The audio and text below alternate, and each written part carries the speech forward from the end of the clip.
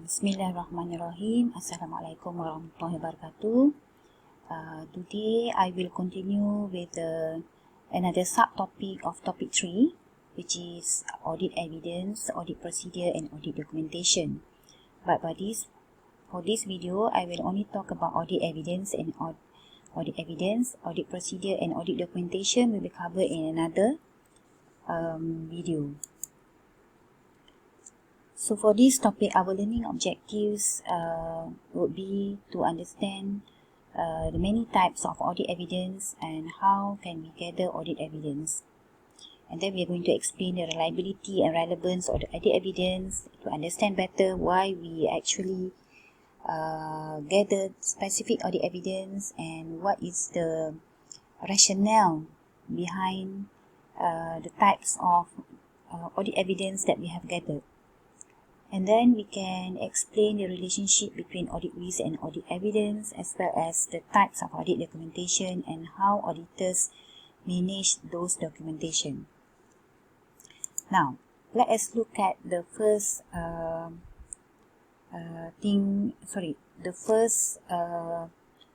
slides of audit evidence.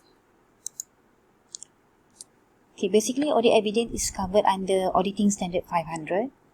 Which states that auditors are required to obtain sufficient appropriate audit evidence in order to draw reasonable conclusions. Remember, we have talked about this where we perform sample and we have to, on test basis, we have to make or give our opinion about the financial statement prepared by the company.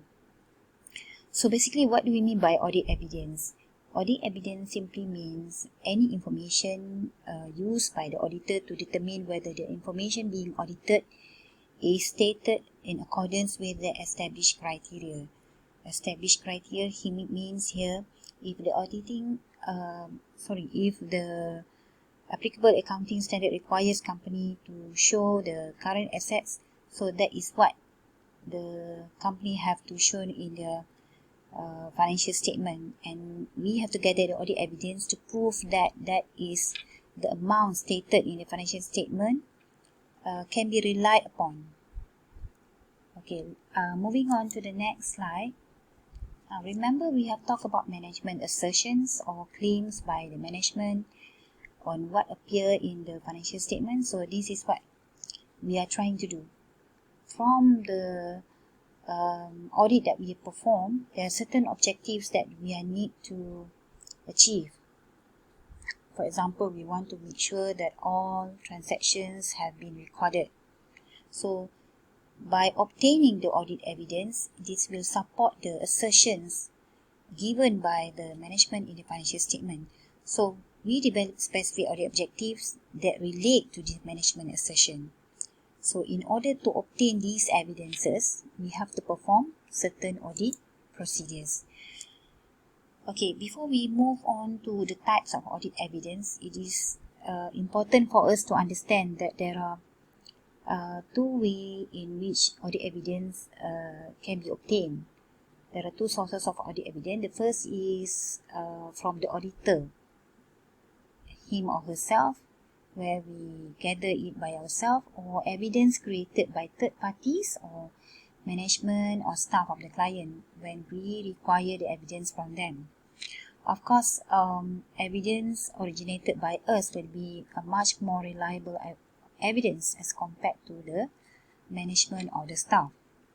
Okay, we will look at the next slides in order to understand what I'm talking about here. Evidence accumulation. Okay, there are certain things that we need to consider in accumulating evidence. First is the audit procedures. For example, we compare cash disbursement journals and checks. How many sample size that we need to take? Let's say, do we have to look at 50 checks out of 1,000 transactions? Which item to select? Like throughout the year? Is it like monthly basis or only on one particular month? We have to look at the timing. When are we supposed to perform these procedures? Is it towards the end of the audit report? Or the question is when audit evidence is most effective? Let's say if we are supposed to do the stock take or physical stock count, then we have to do that towards the year end, because those are the days when the company will perform the stock take, and we have to also be there in order to observe how they actually perform the stock take. Now, we have actually 7 types of audit evidence. I will actually explain in further slides each of the audit evidence, but basically there are 7, which is physical examination, documentation, recalculation, observation, reperformance, confirmation, and analytical procedures. I'm sure you are familiar with analytical procedures by now because we have mentioned that in the previous class. Now, let us look at the first one, which is physical examination. Okay, what do we mean by physical examination here? The name itself speaks for itself. It means inspection or count by the auditor. We have to look at the item or the asset. Okay, basically it provides a relatively reliable types of evidence, as the auditor have to inspect or counting tangible assets. For example, we examine the inventory or counting the cash on hand. But this kind of evidence is only in terms of its existence, but it provides little or no assurance to the ownership objective. That means, let's say, if the staff, during our audit, the staff, we will ask them, okay, where is the motor vehicles? They can show it to us, but that will only satisfy us in terms of existence, but not in terms of ownership. When it comes to ownership, we have to look at other evidence, other form of evidence. So this is the second one, confirmation.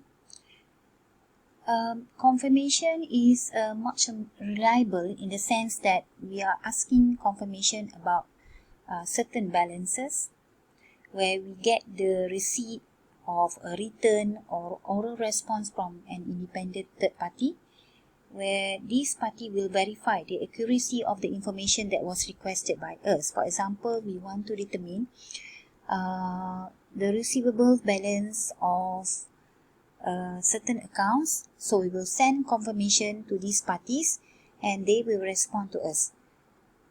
So there are two types of confirmation. It could be positive or negative.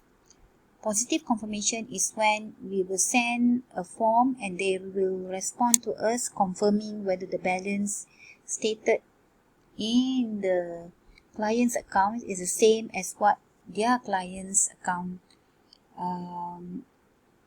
That means we are trying to get to see whether the amount is the same, the response is the same.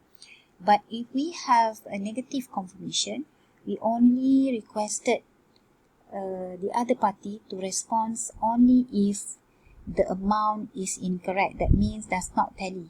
The other party's figures does not tally with the client's figures. So most of the time, negative confirmation will be given, because sometimes when positive confirmation is being sent, the other party usually they do not respond. So that's when most auditors will use a negative confirmation. When we come to the next one, documentation. Basically, this is inspection of documentary evidence. We are looking at the ledgers or journals or payments, voucher or invoices. So internal documents generated and maintained within the client premises. So that could be duplicate copies of sales invoices or any material requisition form. It could also be external documents.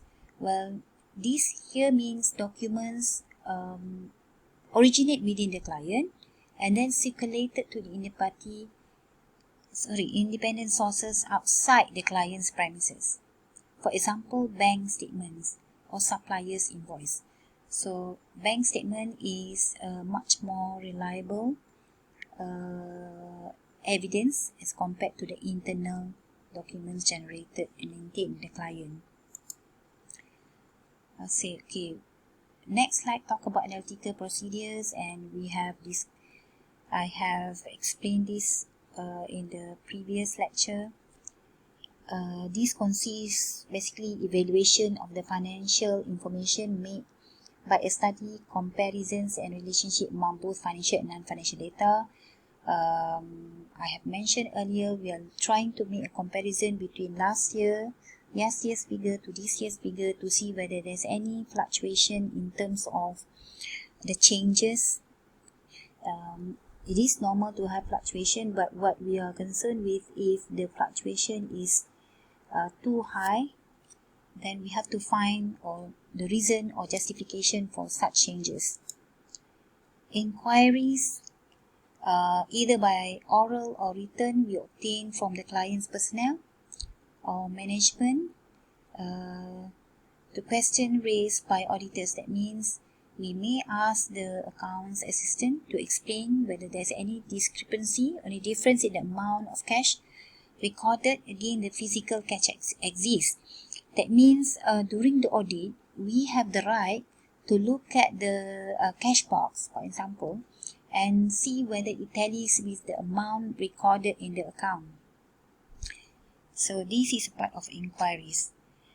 Okay, normally it is necessary to obtain supporting evidence in order to substantiate response, as the response acquired not from independent source may be biased to the client's favor. So during the audit process, we need to look at many angles and which evidence will be a much more reliable evidence as compared to other evidence. Okay, we will discuss this in the class if you are not sure what we are talking about. The performance is another audit types of audit evidence where we are going to do some rechecking, sample on the computations and transfer of information made by client. That means we check their arithmetical accuracy. We do some sort of casting. Casting simply means we total the figures.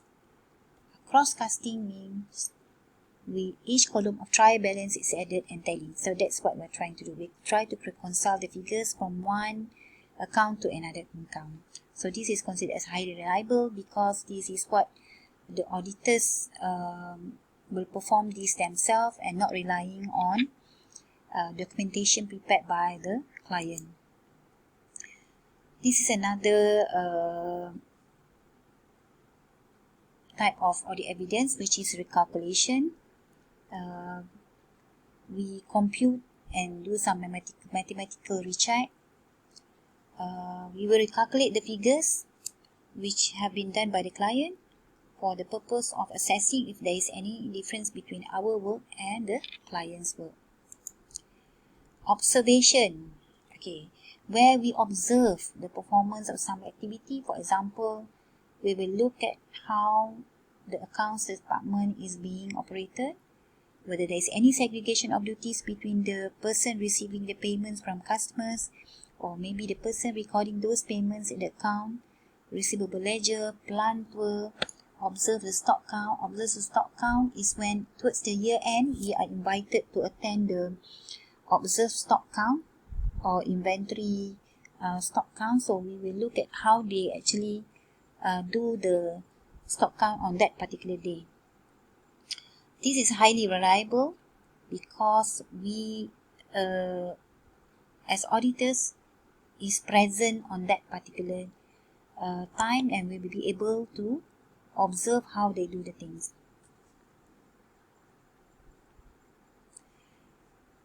Okay, in terms of quality and adequacy of evidence, how do we determine how persuasive, how convincing is the evidence? Looking at the appropriateness in terms of reliability. How reliable is our audit evidence? Relevant, independence of provider, effectiveness of client's internal control, auditor's direct knowledge, qualifications of individuals providing the information, degree of objectivity, timeliness, as well as another point is sufficiency. Since we do not have enough time, I will elaborate these elements in another slide.